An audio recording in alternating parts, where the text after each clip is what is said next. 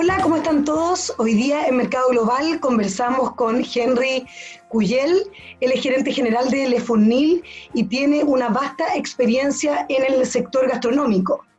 Bueno, en plena pandemia esta área ha sido muy afectada de manera bastante dramática y hasta ahora estos comercios que habían tenido una experiencia muy exitosa, hoy día están pasando por problemas muy delicados, algunos ya no han podido sobrevivir y algunos también lo están intentando. ¿Qué tal, Henry? ¿Cómo estás? Hola Paula, ¿cómo te va? Muy bien, gracias. Y bueno, tú has sido especialmente crítico de cómo las autoridades están enfrentando esta crisis, incluso has señalado que lo han hecho bastante como entre cuatro paredes y no involucrando a los actores de esta industria. Y te quiero preguntar si es tan así.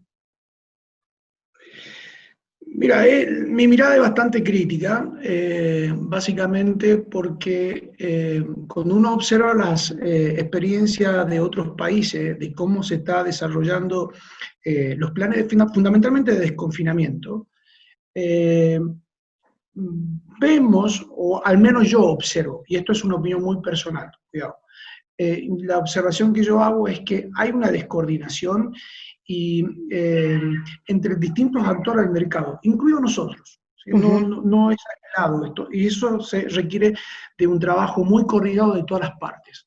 En general, los planes de confinamiento que se están haciendo tienen que ver con medidas o variables de control sanitario que son tremendamente relevantes para cuidar la salud de las personas, pero tienen que ir acompañadas y muy en sintonía con medidas de carácter económico, ¿sí? Que es para poder reactivar esta economía. ¿Y por Claro. qué pasa esto? Porque resulta que las medidas que tú vas a tomar desde el punto de vista sanitario necesariamente exigen el confinamiento y el distanciamiento social. Pero cuando tú a esa persona la colocas en una situación donde los medios son escasos, y no lo acompañes con medidas, va a ocurrir un efecto contrario que es lo que estamos viendo, que la gente necesariamente tiene que ganarse el sustento. Por lo tanto, las variables que son de salud no las puedes controlar y haces que este confinamiento o esta situación se estire más en el tiempo. Esa es mi visión así en forma general. Eh, Ahora, tú dices que ha habido poca coordinación, Henry, y en ese sentido, ¿hay conversaciones de los representantes de los restaurantes, de este sector gastronómico, con las autoridades, con el gobierno? ¿Hay una conversación fluida?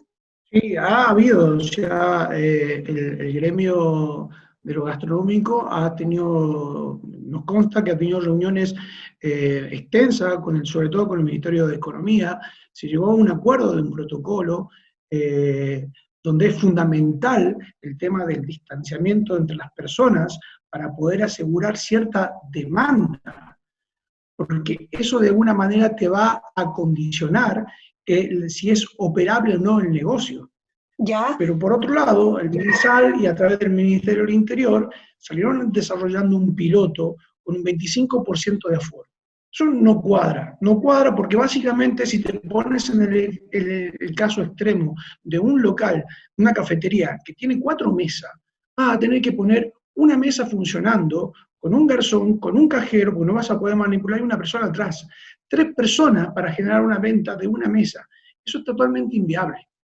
Pero se ha hecho una Totalmente. diferencia entonces entre los tamaños de los negocios en este plan piloto, ¿cuándo comenzó este plan y en qué lugares específicos?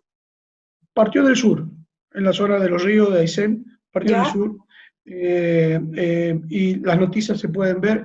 No tuvo mucho éxito ni mucha aceptación por parte de los operadores gastronómicos, porque de verdad tú hacías la cuenta y no te da. No podés abrir, por más que estás necesitas volver a operar, no te da el negocio con esa Claro. forma de medir el aforo. Y ¿Sí? ustedes saben que, que esa ocupación que se está aplicando en el plan piloto en Aysén se replicaría también aquí en la región metropolitana y en los otros sectores de Chile, con la imposibilidad de poder sobrevivir. ¿Ese es un poco el mensaje? Sí, exactamente. Eso es una parte, esa es una parte.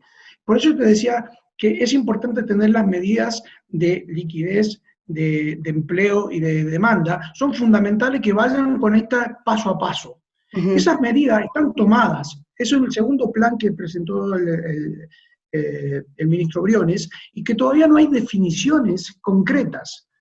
Entonces, la pregunta que uno se puede hacer, ok, pasaste a la fase 4, que es la que nos tocaría a nosotros, donde podemos ya habilitar, y se termina la ley de protección del empleo. ¿Qué pasa con esa gente que tú vas a tener que reincorporar a tu planilla? Cuando ya tienes un aforo que te está limitando la productividad, vas a tener gente que te sobra porque no le puedes pagar. Entonces, la ley, el segundo plan que se implementó, tiene medidas como, por ejemplo, la flexibilidad, el reemplazo, el poder extender el plan, la ley de protección del empleo para tener gente todavía en ese sistema. Lo que vas a hacer es que si no lo aplicas, por necesidad vas a tener que empezar a desvincular gente. Vas a devolver gente al mercado sin empleo, sin salarios, con un seguro de cesantía bastante reducido, lo que va a significar nuevamente que el confinamiento no lo logres. Por eso es necesario, si yo logro implementar planes que tengan medidas sanitarias económicas, pero que vayan a la par y que permita de alguna manera, por ejemplo, mantenerlo en el seguro de cesantía o hacer reducciones de jornada y se complemente ese salario que va a disminuirse del trabajador con un seguro de cesantía, por ejemplo, vas a asegurar que de alguna manera el confinamiento se cumpla a cabalidad. Claro. Y eso va a permitir que avance el plan paso a paso. ¿Y ustedes no tienen claridad respecto a si, por ejemplo, va a extenderse la ley de protección del empleo o no? Versiones oficiales no hay. ¿Sí? Estamos a punto de terminar la primera versión, llamémoslo así, de la Ley de Protección del Empleo. Claro. En la fase 4 nuestra, funcionando bien todo, sin rebrote, sin nada, estaríamos a finales de agosto aproximadamente. Y eso es un tema, para nosotros es un tema. ¿Y en agosto en esa fase tendría que estar operando al 25%? No sabemos todavía. O sea, ¿hay poca claridad en tu opinión, Henry? Hay poca, sí, hay poca claridad y no muy aterrizado a la realidad nuestra. Y es por eso que es necesario que todos los actores del mercado conversen, sobre todo con aquellos que van a implementar el sistema, el plan. Y esos implementadores somos nosotros. Toda la industria gastronómica, la de cine, de bares, la de teatros, etcétera, que somos los más afectados de esta crisis porque somos los últimos que entramos en el proceso, tenemos que estar sentados en la mesa e ir diseñando. Y no se trata de poner trabas, al contrario, veamos cómo lo podemos hacer de mejor manera para poder echar a andar esto y reactivar.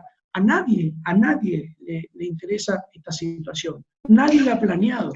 Claro.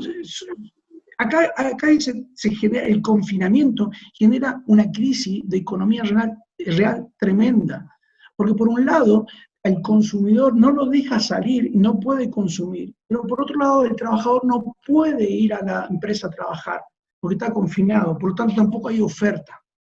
Claro. Bueno, se supone que el gobierno está trabajando en estos planes de ayuda para las personas, pero es distinto si ustedes de alguna manera no se sienten representados o han pedido conversaciones con los distintos ministerios y eso no se ha podido generar. Sí, están las autoridades de nuestro gremio que han trabajado de manera incansable, de verdad, levantando todas las propuestas, todas las iniciativas de los que trabajamos en esta industria y la han puesto sobre la mesa. Y todavía no hay respuestas claras de parte de la autoridad. Las solicitudes están hechas, hemos hecho ver de mil formas la necesidad de ser ayudado. Bueno, y nos pone en una posición bastante crítica ya llegando a finales de agosto. ¿Cuáles son los números, Henry, más o menos, de empresas que han tenido que ya cerrar las puertas en el ámbito de los restaurantes en Chile? ¿Y cuáles están ahí a medio de morir saltando?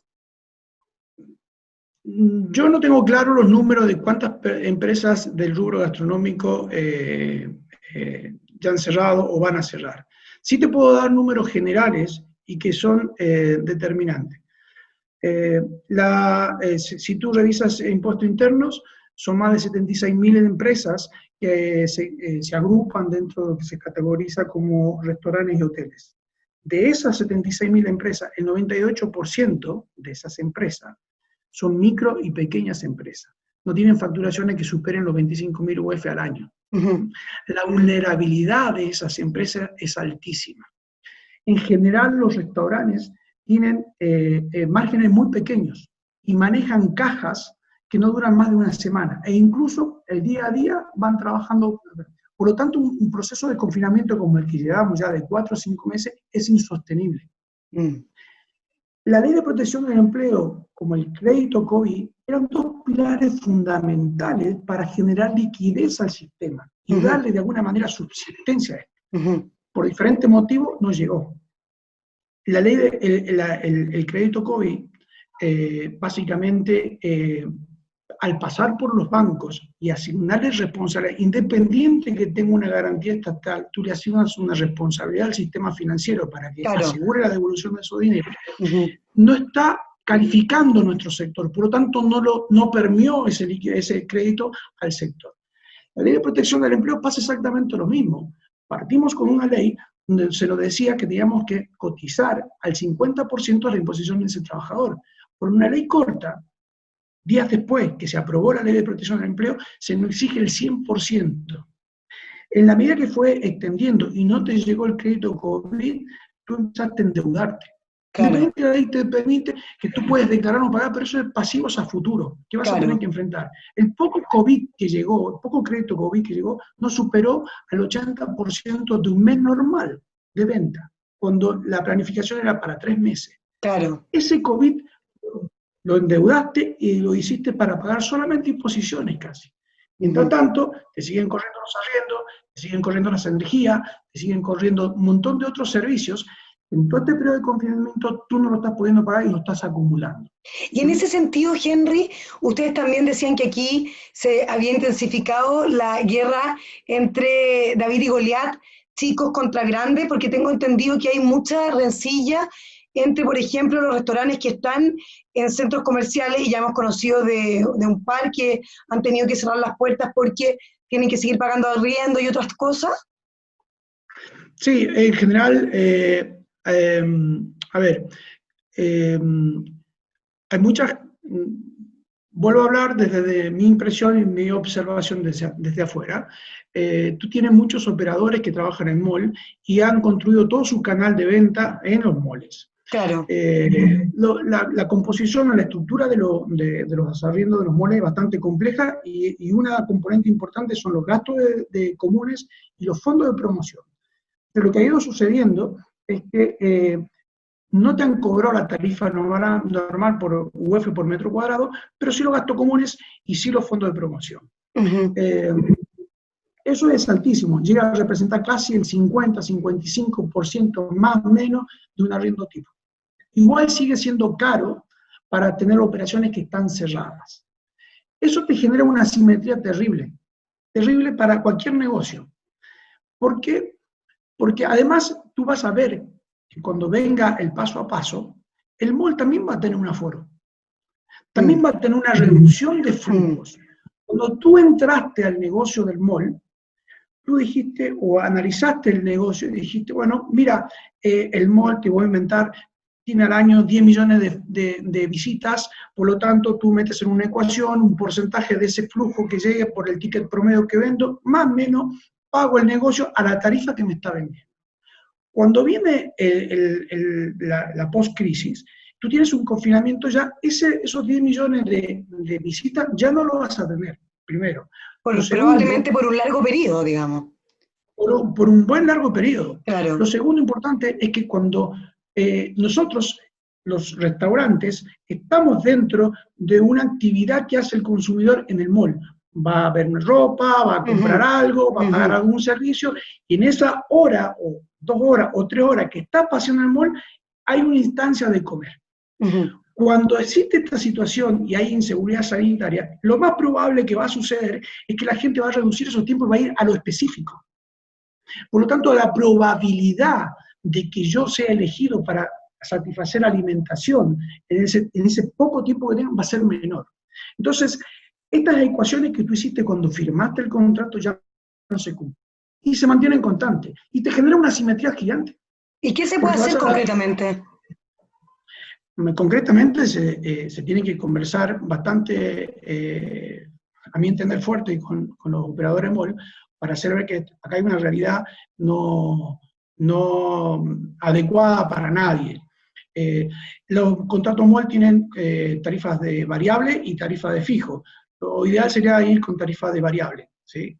¿Y si sube la venta, si baja la venta, bueno, pero eso lo tienen que negociar cada uno. Claro. Pero acá se produce ¿Ha habido poca comprensión desde el mundo de los dueños de centros comerciales? Yo creo que sí. Porque en general las comunicaciones que han habido, por lo que he conversado con otros operadores, vamos a cobrar este mes gastos comunes y fondo de promoción, después, una vez que abramos, vamos a ir cobrando porcentuales de esos valores, pero al final de cuentas son contratos, hay gente que tiene contrato por 5, 4 años, te quedan 2, tenés arriendo doble en diciembre, todas esas condiciones no están claras, y son costos que tú vas a tener que asumir probablemente con un 50 menos por ciento de las ventas que tenía pre-crisis. Henry, no ¿y ahí la autoridad podría haber intervenido, por ejemplo? Bueno, el Estado tiene un rol dentro de la economía. Y uno de los roles ante situaciones ¿cómo se llama?, de defectos del mercado, tiene que intervenir de alguna manera. Ojo, yo siento que acá hay una intervención que tiene que generar un tiempo económico, una pausa de 12, 24 meses y establecer condiciones, porque esta simetría alguien la tiene que corregir. Alguien la tiene que corregir. Si las partes no se ponen de acuerdo por el motivo que sea, entonces no puede permanecer la simetría. Tiene que entrar, y ahí es donde yo creo que podría entrar el Estado, ¿sí? Pero entiendo los temores que pueden haber en una economía de libre mercado, lo que sea. Pero esta situación de la pandemia es realmente tremenda.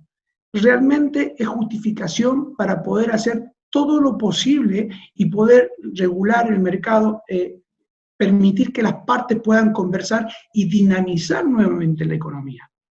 Desde esa mirada, yo creo que alguien nos tiene que sentar a la mesa a conversar. Acá se produce algo que se conoce como el equilibrio de Nash. Las partes que están trabajando no llegan al óptimo global de las partes porque empiezan a velar por sus propios intereses. Y se llegan a obtener el subóptimo de ese global. Entonces, tienes que cambiar los incentivos para que ese óptimo global se logre. Y en ese sentido, si ya la conversación, si ya el proceso mismo no está generando eso, necesitas a poner una tercera parte para que diga, bueno, muchachos, pongámonos a conversar acá hay situaciones por un tiempo determinado que se necesitan regularizar. Ahí es donde tienen que intervenir. Ahora, por ejemplo, lo que pasa en los restaurantes y respecto a la vinculación con las municipalidades, ¿ahí no hay algún tipo de ayuda de respaldo respecto a patentes o alguna situación que los pueda aliviar? Ha sido bastante burocrático y errático. Entendemos que o entiendo, mejor dicho, que la recaudación que tienen las municipalidades de las patentes es importante, pero el ministro Luca Palacio, en el primer fondo y en el segundo fondo de emergencia, se asignaron fondos a las municipalidades, en parte para poder compensar ese cobro de patentes, ¿sí? Sin embargo, tú ves hoy día que también hay una simetría acá. Vamos a terminar en 6 meses prácticamente cerrado. Cerrado, donde el derecho que uno paga por usar una terraza o por una... no lo estás ejerciendo. ¿Sí? Han dado facilidades, te lo pago más adelante, qué sé yo, pero igualmente sigue siendo un poco... de verdad estamos mal. De verdad te pido una ayuda contundente, de magnitud. Necesito volver a pararme. Y es un sector que genera mano de obra, que tiene trabajos indirectos y hace una cantidad de gente importante. yo te diría que estamos sobre 1,5 millones. Solamente el sector de gastronomía y hoteles, de acuerdo a la última estadística que sacó el Servicio de Impuesto Interno, son más de 450.000 personas. Pero esos son trabajos directos. Pero tenés que multiplicar más o menos por 2.1, 2.3 para sacar los indirectos. Claro.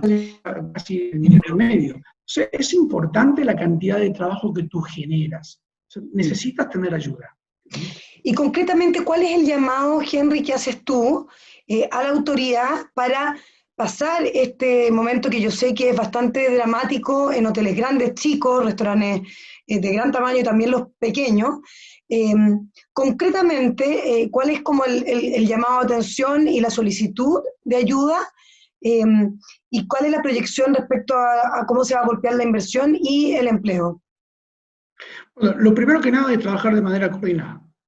Es fundamental sentarnos a la mesa y poder escuchar los puntos de vista que tenemos toda la gente de los restaurantes y ver la realidad que existe ahí. Y sobre todo cuando hay una gran cantidad de empresas, microempresas, que no tienen liquidez ya hoy día y que corren riesgo altísimo de cerrar sus puertas. Eso es lo primero, trabajar en forma coordinada. Lo segundo es que cualquier medida que se pueda desarrollar no puede tener un carácter universal. Tiene que tener un carácter específico para este sector. Y las condiciones del sector lo ameritan. Básicamente porque somos los últimos en poder entrar dentro de este plan paso a paso. Lo segundo es que la capacidad de resiliencia que tienen las industrias nuestras, que somos intensos en manos de obra y de muy bajo margen, no es la misma que puede tener una minería u otra industria, donde sí podrías aplicar instrumentos más universales. Y la tercera es inyectar condiciones de liquidez de verdad. ¿Sí? Yo creo que la propuesta que está haciendo el diputado Jorge Alessandri es tremenda, de trabajar con un IVA reducido a la mitad, por un periodo de 24 meses, es tremendamente potente para el sector. Para darte una magnitud, más o menos, reducir a la mitad del IVA es casi reducir a cero, no tanto, pero baja bastante el IVA neto que pagan las empresas. Y eso es un impuesto que se paga todos los meses, diferente al impuesto de primera categoría que está en el segundo plan de emergencia. Eso ¿Y hay conversaciones al respecto en ese sentido, Henry? Hay conversaciones a nivel de lo que yo he visto por el diputado Jorge Alessandri, y me parece que es tremenda la iniciativa que está desarrollando, y porque también son experiencias que vienen de otros países y que están funcionando de verdad. Por Porque ejemplo, dinamizan rápido. Alemania bajó al 6,5%, Inglaterra lo bajó al 5%, España lo aplicó, Francia lo aplicó, Nueva Zelanda lo aplicó. Varía, 6 meses, 1 año, 24, varía. Tiene un impacto tremendo, ¿sabes por qué?